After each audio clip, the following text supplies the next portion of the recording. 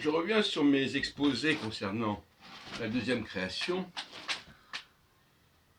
et la façon dont on pourrait repenser le culte synagogal à l'avenir. Il faut dire que les choses comme elles sont, la présence même de ce qu'on appelle le Sefer Torah, les rouleaux du Pentateuque, fait problème, puisqu'il s'agit bien entendu d'un objet, d'une création de l'homme, quel que soit le contenu.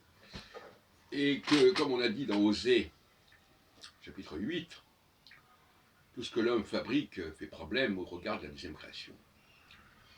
Par conséquent, d'ailleurs le fait même de lire un texte, quelque chose d'artificiel, absolument.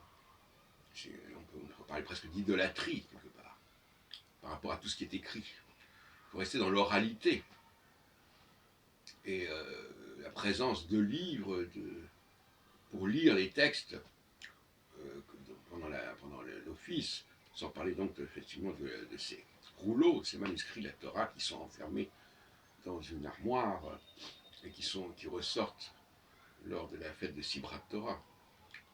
Tout ça est tout à fait en contradiction avec l'esprit de la deuxième création.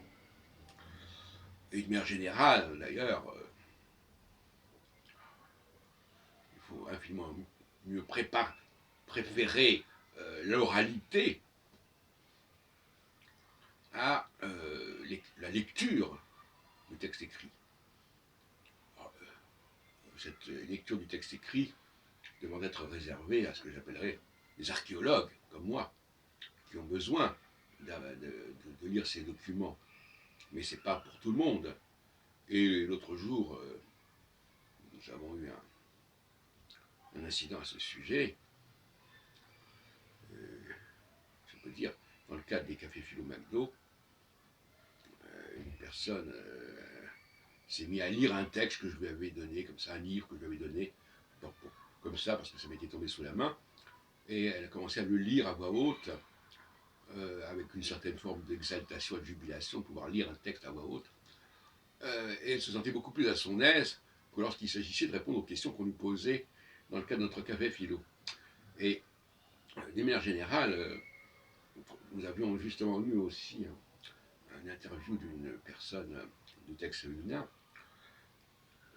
qui finalement, on lui posait un certain nombre de questions pour la faire réfléchir un peu comme Socrate, et enfin elle dit « Ah ben moi je préfère écouter.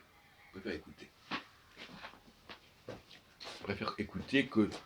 écouter que de produire ma propre réflexion. »